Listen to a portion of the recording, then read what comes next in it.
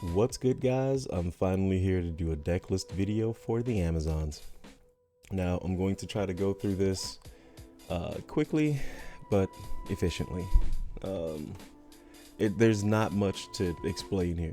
This deck is super simple, super easy to work with, super easy wins, amazingly easy to get Amazons to the field. Even though this deck has a lot more spell and trap cards in it, you can still keep a lot of Amazons on the field. They work better when you're able to swarm the field, and they also work better when your opponent has multiple monsters out, which seems a little counterintuitive, but it is not. So many summons and things like that get canceled out because they need to go to the graveyard in order to be brought back, and banishing cards is devastational to a lot of decks, especially like the Eldritch deck. But with the Amazon Onslaught, once per turn in the battle phase, I can just special summon an Amazon from my hand if I have it in my hand, which also screams max C.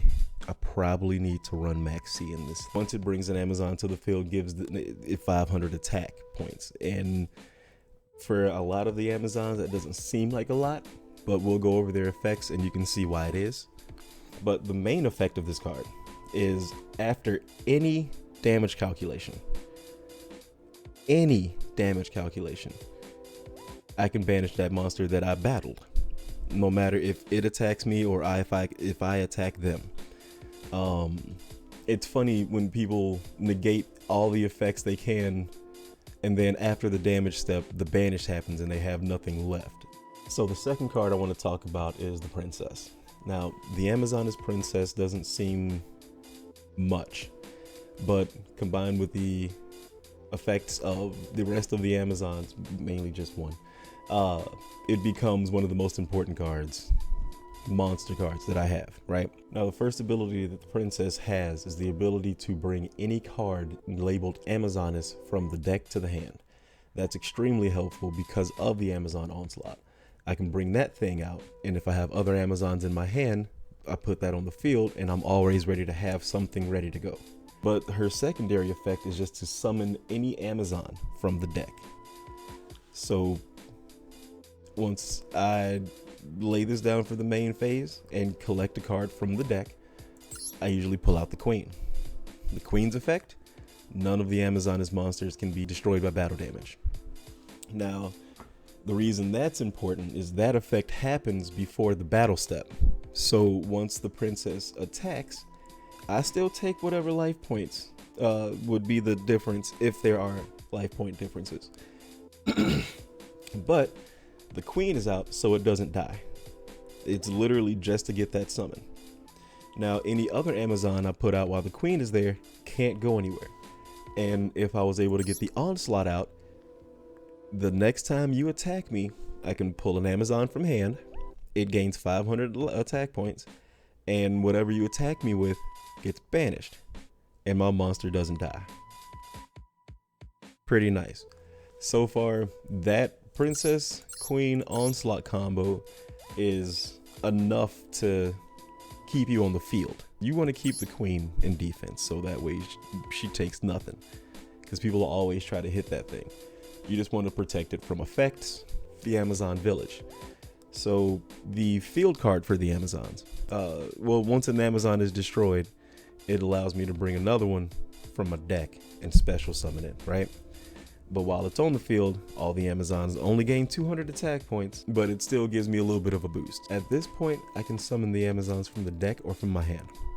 Recently, actually, I have been using the Princess's effect to get this card because I actually sat down one day and read it. The Amazoness Call allows you to take one Amazon card out of the deck, once again, just like the Princess, and then this card goes to the graveyard. The next effect is great. You can use that card, banish it from the graveyard, select one of your Amazoness, and they can attack each of your opponent's monsters one time. This thing, which most people actually do know about. When the Queen is out, this card won't die from battle. Its effect is any battle damage that I would take, my opponent would take. So once this card hits it sends battle damage, the Amazon Onslaught will banish that card. But if I have the ability to hit every monster you have, that's battle damage, banish, battle damage, banish, battle damage, banish, so on and so forth, which is insane. Slightly important but necessary Amazoness Scouts. The attack and defense on this honestly do not matter. No one will ever touch this card.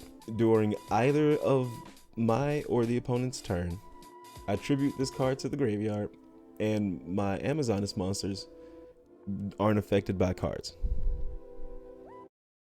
So if I have the queen out, no battle damage and no effects can happen at that moment. Now, the Amazoness Spy, I sometimes have this thing in the deck and sometimes I don't. You can reveal it to special summon it to the field. I found that becomes helpful when you have another level 3 on the field to do an XYZ summon. Aside from that, it can pull an Amazon from your graveyard and bring it to the field, but only if it's battle damage. If it's an effect, it does not work, and a lot of the times this card is face down and people effect away face down cards. So sometimes I make the room for, you know, more of the fighter, which takes no battle damage, or the chain master. I'll put another one in there every once in a while. I can pay 1,500 life points to look at your hand if you destroy this card, but by a battle, which sucks. And I can just take it and then start summoning with it, or I can use it as a tribute for something else. The Amazoness Tiger gains 400 attack for itself and each of the Amazons that's on the field. It gets up to 33 when you have the Amazon village and 4 other Amazons on field. The beautiful thing about it is your opponent can't attack anything but the tiger. So they have to come with something over 30 or 33. And if this thing is in defense with the queen out, it can't be killed. And all of their monsters have to hit that thing. So it can only be shunned away by an effect, which hopefully I have the scouts out so I can protect that turn. The Amazoness Archers, that's a pretty handy card depending on how many Amazons I have out versus how many you have out. If I have 2, it's awesome, because if I have the queen out and the swordswoman, the queen won't take damage, the swordswoman throws the damage back at you, but all of your monsters lose 500 attack points and have to attack. There is no choice. So if all of your monsters have to either attack this 1,500 card that sends damage back at you or a card that takes no damage, you're going to hit either one. But if I have the onslaught out, every time you touch one, your monster's banished anyway. So it's literally a way to force people to throw cards away. Last but not least, the Amazoness Sage. Once again, not very powerful. When the queen is out, doesn't matter. Hit somebody anyway. You can take away one of their spell or trap cards. As long as this thing is on the field and it does battle damage, I can destroy a trap or spell card. And that becomes very handy when people have like mirror forces. I'm not really going to go over the cards that don't really have Amazon on them. Oh no. So the Amazon Heirloom, right? This thing acts like the princess and the onslaught all at the same time. You can't be destroyed by battle. I'm sorry, the queen and the onslaught all at the same time. So the monster that you equip this to cannot be destroyed by battle. And if it hits something, or if someone hits it, it doesn't banish them, but it does send their card to the graveyard. And you have, let's say, the swordswoman. You can attach that thing, throw damage at them, at least send it to the graveyard until you can get in a position to get the queen out. From the queen, we have the Empress. This is as far as this deck goes. This archetype doesn't have XYZ summons. It doesn't have tuners. This is it. This monster pretty much has the exact same effects as the queen. Can't be destroyed by battle damage or card effects though. That's the plus.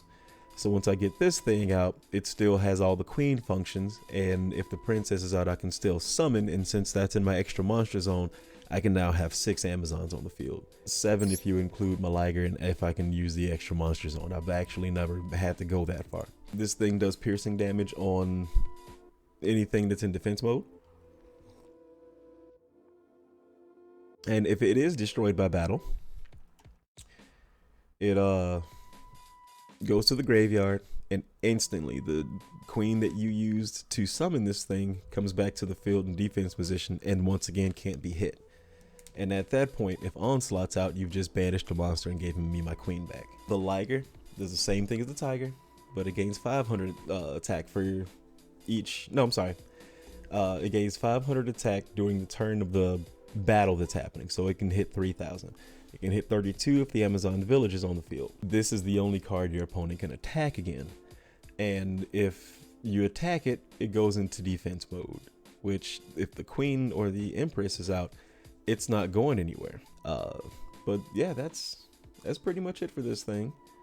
And we will get to one of the most grueling matches I've ever had with every Photon Dragon I've ever seen.